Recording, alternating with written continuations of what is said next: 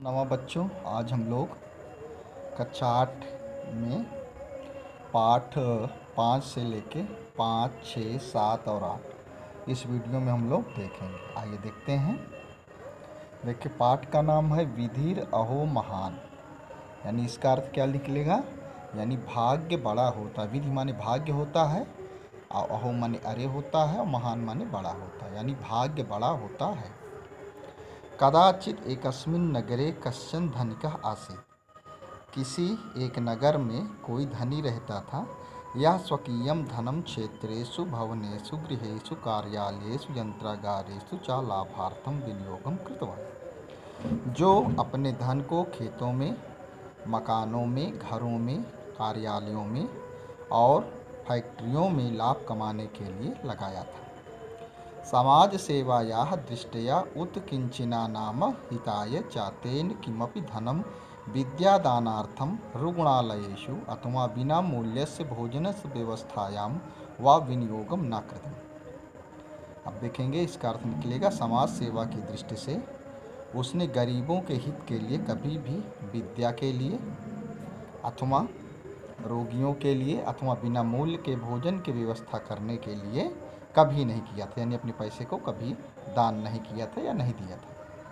प्रायः दैव भीत्या प्रतिफल सापेक्षया च मंदिरेभ्यः किंचित धनम दत्तवान स्यात्। प्रायः वो देवताओं से डर करके, उस फल को सोच करके जो है मंदिर के लिए थोड़ा सा दान दिया था। यथा श्री कृष्ण परमात्मनः बाल्य मित्रम कुचेलः आसीत्। जैसे भगवान श्री कृष्ण के बचपन के मित्र गरीब थे, तथैव एतस्य अद्यास्यापि एकः बालवयस्कः आसीत्। वैसे ही इसका भी एक बचपन का मित्र था। एकदा मार्गे तेन एतम मित्रम मेलितुम आपतितम। एक बार रास्ते में उससे मिला गया, यानी यह उससे मिल गया। तदा स्वमित्राय स्वकीयं वैभवं संपत्तिं च प्रदर्शनाय सा उत्साही भूत्वा भोजनाय आमंत्रितवान्। अब इसका अर्थ देखेंगे, यानी कि वह अपने धन और संपत्ति को दिखाने के लिए उत्साही होकर के भोजन के लिए उसको आमंत्रित किया। आगे देखेंगे उसके बाद, भोजनात् पूर्वम, भोजन से पहले, तस्य 50 भूमिकं तलं युक्तस्य प्रसादस्य उपरि स्वमित्रं नीत्वा परिसरस्थाः सर्वाः संपदाः एकैकाशाः तं निर्दिश्य प्रदर्शितवान्। भोजन से पहले वह जो है उसको 50वीं मंजिल के ऊपर ले जाता है और वहीं से जो है सभी संपदाओं को एक एक करके उसको दिखाता है। अनंतरम भोजनार्थम उपरिष्ठात् गृहं प्रतितौ गतवन्तौ आस्ताम्। उसके बाद दोनों जो है ऊपर से दूसरे घर में जो है भोजन के लिए जाते हैं। परंतु अवरोहण समय एकम बृहद भूकंपम प्रवृत्तम। लेकिन उतरते समय ही एक बड़ा भूकंप आ गया। तस् परार्ध रूप्यकाणां यावत् मूल्यं सर्वाः संपदा भूमे अन्ते अतः अधा अंतर्धानम अभवञ्च। उसके बाद क्या होता है, उसके अगले पल ही जो है एक बड़ा भूकंप आ जाता है उतरने के समय में, और फिर क्या होता है कि उसकी पूरी संपदा जो है ज़मीन के अंदर चली जाती है। परंतु विधे अनुसारम तेन इतो अपि कष्टम मनः क्लेशा च अनुभवितव्यम इति आसीत्। लेकिन भाग्य के अनुसार उसे इससे भी अधिक कष्ट मन में जो है उत्पन्न हुआ था। आगे देखते हैं इसके बाद फिर जो है, अतः सा नमृतम। देखिए, चूँकि वो एक घर से उतर के दूसरे घर जा रहा था भोजन करने के लिए, तो इसलिए तो वो नहीं मरा। अतः सा न मृता परम तस्य परिजनाः दिवंगता। लेकिन उसके परिवार के लोग मर गए, क्योंकि घर के अंदर थे, है ना, भूकंप आया तो वो लोग मर गए। अतः उपजीवनाय तेन अनाथाश्रमस्य पुरतः स्थालिकस्थाः भूत्वा प्रतिदिनं पंक्त्यां स्थातव्यम आपतितम विधिर अहो महान।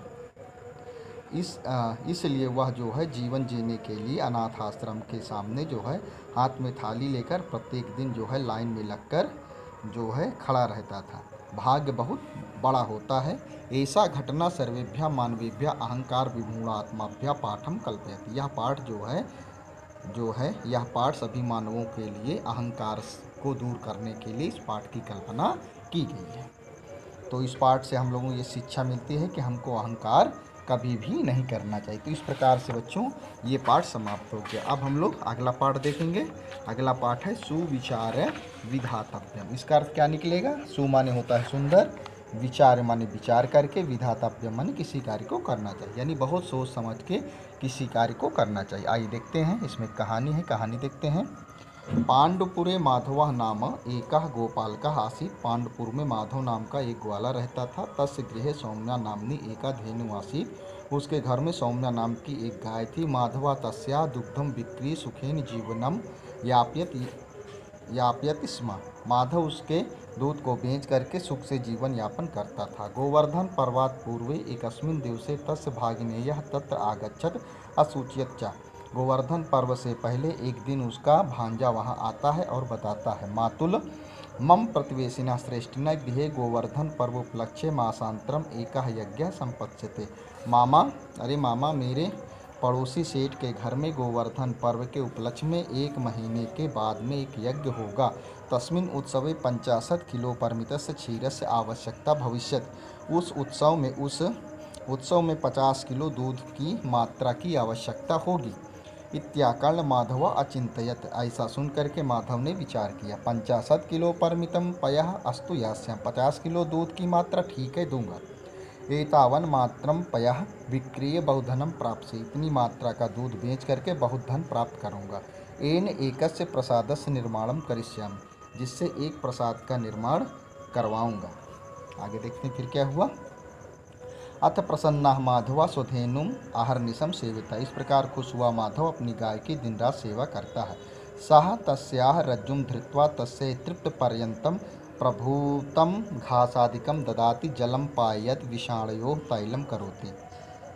वह उसकी रस्सी को पकड़कर उसके पेट भरने तक घास आदि खिलाता है, जल पिलाता है, दोनों सींगों में तेल लगाता है और शाम संध्या कालौ च ताम तिलकम करो। और शाम के समय उसको जो है तिलक करता है। आगे देखते हैं। यदा कदा गुड़ादिकम अपि भोजयति। और जब कभी भी, यानी कभी कभी उसको गुड़ादि भी खिलाता है। सह सदा चिंत्यामास। सा सदा चिंत्यामास। वह सदा विचार करता रहता है कि एक बारम धोच्यामी पयो अस्सी प्राज्योत्सव। एक बार में ही इसका पूरा दूध निकालूंगा यज्ञ के उत्सव में। क्योंकि उसने गाय का पूरा दूध निकालना बंद कर दिया है। सोचता है कि 1 महीने बाद निकालूंगा तो ढेर सारा दूध इसके पेट से निकलेगा। आगे देखते हैं। इत्थम सेवा निरतस माधवस्य 1 मासम एकम व्यतीतम। इस प्रकार सेवा करते हुए माधव के 1 महीने व्यतीत हो जाते हैं। अस्मिनंतरे तस्याः भार्या नमिता पितृगृहात् प्रत्यागच्छति। इसके बाद उसकी पत्नी पिता के घर से वापस आ जाती। माधवा ताम तत्सर्वं सविस्तारेण निवेदयत्। माधव ने उसको विस्तार से यह सब पूरी बातें बताई कि मेरा भांजा एक दिन आया था, उसने बताया कि मेरे पड़ोस का जो सेठ है उसके यहाँ 1 महीने के बाद जो है गोवर्धन पर्व के उपलक्ष्य में एक यज्ञ होगा जिसमें 50 किलो दूध की आवश्यकता होगी। तो मैंने हाँ कर लिया है। चूँकि अपनी गाय 3 लीटर सुबह 3 लीटर शाम दूध देती है, तो हम लोग अब क्या करेंगे, मैंने दूध निकालना बंद कर दिया है तो उसके पेट में स्टोर होता रहेगा और 1 महीने के बाद जब हम लोग उसका पूरा दूध निकाल के उनको देंगे। तो ये सब बातें पूरी बताता है। तव सत्वर घटकारस्य गृहात् घटैकादशकम कृतवंतो। वे दोनों जल्दी से कुम्हार के घर से 11 घड़े खरीद गए। तदेव प्रतिवेशी दुग्धाय तम अकारयत। यह सब कार्य उन्होंने पड़ोसी को दूध देने के लिए किया। माधवस्तु सपदि षोडश उपचार धेनुम अपूज्यत। माधव ने जल्दी से 16 प्रकार से गाय की पूजा किया। हस्ते पात्रम आदाय दोहनाय माधवा धेनुम समीपम आगच्छत। हाथ में बर्तन लेकर के दुहने के लिए गाय जो है, दूध निकालने के लिए जो है माधव गाय के पास जाता है। मासैक पर्यंतम दुग्धस आदोहनात् दुग्धहीना सधेनु माधव हस्ते पात्रम विलोक्य एव अकूर्दयत। 1 महीने तक दूध न निकालने के कारण गाय दूध से हीन हो गई है और वह माधव के हाथ में बर्तन को देखकर बिचक गई या कूद गई। माधवा पौना पुण्यन प्रार्थते। माधव जो है बार बार उससे यही प्रार्थना करता है, बार बार विनती करता है, यानी उसको जो है मनाता है किसी तरह। अब देखते हैं उसके बाद फिर क्या हुआ। अब भाई बार बार उसको मनाता है, लेकिन अब चूँकि उसने गाय से जो है 1 महीने तक दूध नहीं निकाला है। जब दूध नहीं निकाला है तो गाय क्या हो गई है, गाय जो है दूध से हीन हो गई है। यानी गाय अब बिना दूध वाली हो गई है ना। लेकिन वो प्रयास बार बार यही करता है कि गाय दूध दे दे, लेकिन वो अपने प्रयास में सफल नहीं होगा। चलिए आगे देखते हैं हम लोग, ठीक है। चलिए आगे देखते हैं फिर क्या हुआ। हाँ आगे देखते हैं। माधव पौना पुण्यन प्रार्थयति, माधव जो है बार बार प्रयास करता और प्रार्थना करता है कि सौम्य, अरे सौम्य कथम माम व्याकुलस, किस लिए मुझको परेशान कर रही हो। 50 किलो परमित से क्षीरम सत्वरम यच, जल्दी से 50 किलो मात्रा का दूध मुझको दो। आगे फिर देखते हैं फिर उसके बाद क्या हुआ। उसके बाद देखिए फिर क्या होता है अगले पेज में। पौनः पुण्येन दोग्धम प्रयत्नमाना माधवा सा धेनुम पृष्ठपादाभ्याम ताड़ित्वा सुवर्णतरंजितम अकरोत्। उसके बाद जो है बार बार प्रयास करने पर दूध निकालने का जो है माधव प्रयत्न कर रहा था, तो माधव को उस गाय ने जो है पिछले के दोनों पैरों से अर्थात 2 लत्ती लगा के खून निकाल दिया, यानी कि लहूलुहान कर दिया उसको। ताम एतादृशीम अवस्थाम विलोक नमिता मूर्छिता भवत, यह उसकी ऐसी स्थिति को देख के नमिता बेहोश हो गई। नमिता कौन है? उसकी पत्नी है। वो दूर खड़ी ये सब देख रही थी, तो ये देख करके वो बेहोश हो गई। बहुभी उपचारे तस्या मूर्छाम दूरीकृत माधवा ताम अकथयत, बहुत से उपचारों के द्वारा उसकी बेहोशी को दूर करके माधव ने उससे कहा, शुभगे मासांते अहम धन का भविष्यम, 1 महीने के बाद मैं धनी हो जाऊंगा। इति चिंतनेनैव मास पर्यंतम मया धेनुम न दोग्धा, इस प्रकार विचार करके मैंने 1 महीने तक गाय से दूध नहीं निकाला। अनेन इयम दुग्धहीना भवत, इस प्रकार यह दूध से हीन हो गई है। किंचित तूषणीम भूत्वा माधवा पुनः उदत, थोड़ा चुप होकर के माधव ने फिर से कहा, देवी अरे देवी भविष्य चिंतायाम तो मया निवर्तमानम स्वकीयम विनाशितम, भविष्य की चिंता में तो मेरे द्वारा अपना वर्तमान नष्ट कर लिया गया। ये भी सोणित बिंदु भी मम चक्षु उन्मीलितम अभवत, इन खून की बूंदों के द्वारा मेरी आंखें खुल गई हैं, अर्थात मुझको समझ में आ गया यत् कि लघ्वपि कार्यम विचार्यम न कर्तम, कि छोटा से छोटा भी कार्य जो है बिना विचारे नहीं करना चाहिए। उक्तम च, ठीक ही कहा गया है। सुविचार विधातव्यम कार्यम कल्याण कांक्षिणाम, बहुत सोच विचार के जो है किसी भी कार्य को करना चाहिए जो कल्याण चाहने वाला है। यह करोत विचारे तत् सह विसीदति मानवा, जो विचार करके करता है उस मानव को कभी भी दुख नहीं होता है, ठीक है। चलिए अब हम लोग आगे देखते हैं अगला पाठ। ये पाठ इस प्रकार से ये समाप्त हो गए। अब अगला पाठ हम लोग देखेंगे।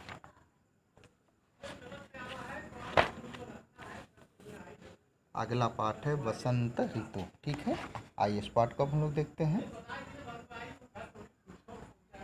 भारते एकस्मिन् वर्षे षड् ऋतवः भवति, भारत में 1 वर्ष में 6 ऋतुएं होती हैं। द्वयो मासयो एका ऋतु भवति, 2 महीने की एक ऋतु होती है। तत्र चैत्र वैशाखो वसंत, उसमें से चैत्र और वैशाख से वसंत ऋतु। ज्येष्ठा आषाढ़ से ग्रीष्म, जेठ और आषाढ़ से ग्रीष्म ऋतु। श्रावण भाद्रपदो च वर्षा ऋतु, सावन और भादों से वर्षा ऋतु। एवमेव इसी प्रकार अश्विन कार्तिक और शरद, और अश्विन और कार्तिक से शरद ऋतु। अग्रहायण पौषश्च हेमंत, अगहन और पूष से हेमंत ऋतु। तथा माघ फाल्गुन शिशिर कथित, माघ और फागुन से को शिशिर ऋतु कहा जाता है। अनेन प्रकारेण एकस्मिन् वर्षे षड् ऋतवः आयन्ति, इस प्रकार 1 वर्ष में 6 ऋतुएं आती हैं या 6 मौसम आते हैं। एष ऋतुषु वसंत ऋतु ऋतुराजे इति उच्यते, इन ऋतुओं में वसंत को ऋतुओं का राजा ऐसा कहा जाता है। अयम ऋतु अतिरमणीय भवति, यह ऋतु अत्यंत रमणीय होती है। अस्मिन् ऋतौ प्रकृति सर्वत्र अपूर्व सौंदर्य प्रसरत, इस ऋतु में प्रकृति में हर जगह अपूर्व जो है अनोखी सुंदरता फैली रहती है। जड़े चेतने चा सर्वत्र न उल्लासाः विलसति, जड़ और चेतन में हर जगह उल्लास भरा हुआ रहता है। वसंते आकाशः अति निर्मलः भवति, वसंत में आकाश बहुत निर्मल होता है। आगे देखते हैं। स्वच्छाः दिशा प्रसन्ना इव भान्ति, स्वच्छ दिशाएं हंसती हुई से प्रतीत होती हैं। वातावरणे पुष्पाणाम सौरभस प्रसारा भवति, वातावरण में फूलों की सुगंध फैली रहती है। जड़ता विलीयते, जड़ता समाप्त होती है। सर्वथा स्वच्छता एव दृश्यते, हर जगह स्वच्छता दिखाई देती है। पुष्पेषु भ्रमराः गुंजन्ति, पुष्पों पर भंवरे गूंजते हैं, गुनगुनाते हैं। वनेषु उपवनेषु कोकिलाः कूजन्ति, वनों में और उपवन बगीचों में कोयलें बोलती हैं, कूकती हैं। सर्वत्र खगाः कलरवं कुर्वन्ति, हर जगह जो है पक्षी शोरगुल करते हैं। मुखे मुखे वसंतस गीतानि प्रसरन्ति, मुख मुख में, प्रत्येक मुख में वसंत के गीत फैले हुए रहते हैं। पशुआ पक्षिणा मोदन्ते, पशु और पक्षी खुश होते हैं। सर्वत्र सर्वे एव महान आनंदा अनुभूयते, सभी जो है पशु पक्षी हर सभी जो है खुश होते हैं और सभी जो है बड़े आनंद का अनुभव करते हैं। आगे देखते हैं फिर। अस्मिन् ऋतौ शीतला मंदा सुगंधिश्च वायु वहत, इस ऋतु में ठंडी और धीमी और सुगंधित हवा बहती है। नद्ये निर्मले जलम वहन्ति, नदी में स्वच्छ जल बहता है। वातावरणे नाधिकम शैत्यम भवति, न अधिक उष्णता, वातावरण में अधिक ठंडी होती है और न अधिक गर्मी होती है।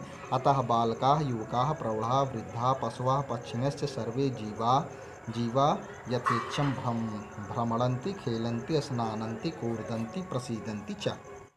इसलिए बालक युवक प्रौढ़ बूढ़े पशु और पक्षी सभी जीव अपनी इच्छा के अनुसार घूमते हैं, खेलते हैं, स्नान करते हैं, कूदते हैं और खुश होते हैं। ये भी कारणई अयम वसंते ऋतु राजा इति कथ्यते, इन्हीं कारणों से जो है इसको ऋतुओं का राजा ऐसा कहा जाता। यथा उत्तम महाकवि कालिदास, जैसा कि जो है महाकवि कालिदास के द्वारा कहा गया है। द्रुमाः सपुष्पाः सलिलं सपदं सरः सुरम्यं पवनं सुगंधि सुखा प्रदोषा दिवसस्य रम्याः सर्वप्रियं चारुतरम पसंते, पेड़ फूलों से युक्त हों और तालाब का पानी जो है कमलों से युक्त हो और जो है हवाएं सुगंधित हों और जो है शाम का समय सुखकारी हो और दिन का समय भी सुखकारी हो तथा सबका प्रिय सबका चाटुकार जो है वसंत का मौसम। इस प्रकार से ये पाठ भी हमारा जो हम लोगों का समाप्त हो गया। अब अगला पाठ देखते हैं। अगला पाठ है लास्ट पाठ है, अष्टम पाठ है, 8वां पाठ देखते हैं। इसमें जो है राजहंस को संबोधित करते हुए कहा गया है। अस्ति यद्यपि सर्वत्र नीरम नीरज मंडितम रमते नामरालस्य मानसम मानसम बिना। अस्ति माने है, यद्यपि माने हालांकि, सर्वत्र माने हर जगह, नीरम माने पानी, नीरज मंडितम माने कमल से सुशोभित, रमते ना मरालस्य, रमते माने अच्छा लगता है, ना रमते माने नहीं अच्छा लगता है, मरालस माने हंस का, मानसम माने मन, मानसम बिना यानी मानसरोवर के बिना।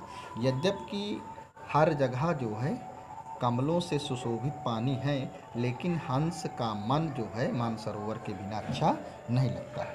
अगला श्लोक देखेंगे। नीर क्षीर विवेके हंसालयस त्वम एव तनुषे चेत विश्वस्मिन् अधुना अन्यः कुलव्रत पालिश्चत का।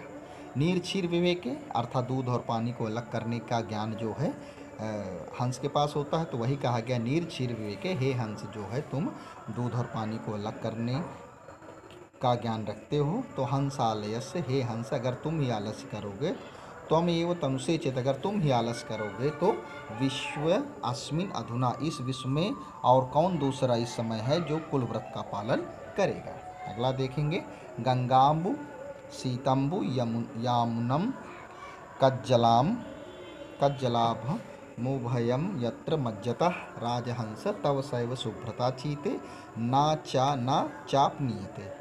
हे हंस चाहे तुम गंगा के पानी में नहाओ चाहे जमुना के पानी में नहाओ, तुम्हारी शुभ्रता बढ़ती ही है, कम नहीं होती है। अगला देखते हैं। शैव शैव सरसी रमणीया यत्र यत्र बलते तव रागा। वही तालाब जो है रमणीय है जहाँ जहाँ तुम्हारा प्रेम बढ़ता है। राजहंस रसिक स्मरणीया श्रीमता तदपि मानस के लिए। हे राजहंस रसिकों के लिए स्मरणीय है तुम्हारी ये सब जो है शोभा देख करके, और उससे भी अच्छी सुंदर शोभा लगती है जब तुम जो है जल क्रीड़ा करते। आगे देखेंगे। अनेक शास्त्रम बहुवे दितव्यम अल्पस्य कालो बहुवश्य विधिना यत सारभूतम तद उपासितव्यम हंसो यथा क्षीराम बु मध्यात। अनेक शास्त्र हैं और उसमें बहुत कुछ बताया गया है, थोड़ा समय है और ढेर सारी समस्याएं हैं। जो सारभूत है यानी जो शास्त्रों में जो बहुत सी बातें बताई लेकिन उसमें जो सार है, जो मुख्य बातें हैं, उसी को जो है स्मरण रखना चाहिए, वही काम की होती हैं। जिस प्रकार से हंस जो है दूध और पानी में से दूध पी लेता है, पानी छोड़ देता है, तो उसी प्रकार से हमको जो है जो मुख्य बातें उनको ग्रहण कर लेना चाहिए और अनर्गल बातों को छोड़ देना चाहिए, क्योंकि अनेक शास्त्र हैं और उसमें बहुत कुछ बताया गया है, थोड़ा सा समय है और ढेर सारी समस्याएं हैं। अगला श्लोक देखेंगे। अगला श्लोक में कहा गया है, भो राजहंस किमिति वम इह गतो असि यो वसो बकः सा इह हंसः इति प्रतीतः तद्गम्य ताम त्वरितमेव पुनः स्वभूमो यावत् वदन्ति वकः ऐसा न मूढ़ लोकः। अब देखिए इस श्लोक का हम लोग अर्थ देखेंगे। देखिए इसका अर्थ क्या निकलेगा। भो राजहंस, अरे राजहंस, किमिति त्वम इह गतो अपि, हे राजहंस तुम यहाँ क्यों आए हो।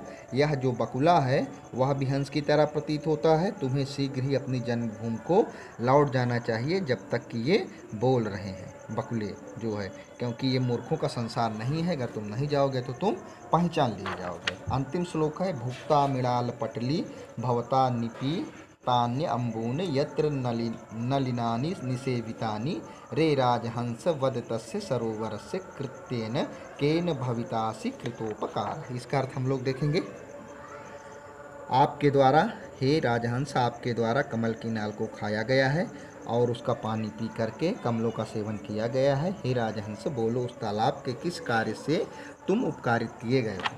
ठीक है, तो हम लोगों का ये पाठ भी समाप्त हो गया। तो इस प्रकार से जो है अब हम लोग जो है इस वीडियो को समाप्त करते हैं। सर्वेषां कृते नमो नमः।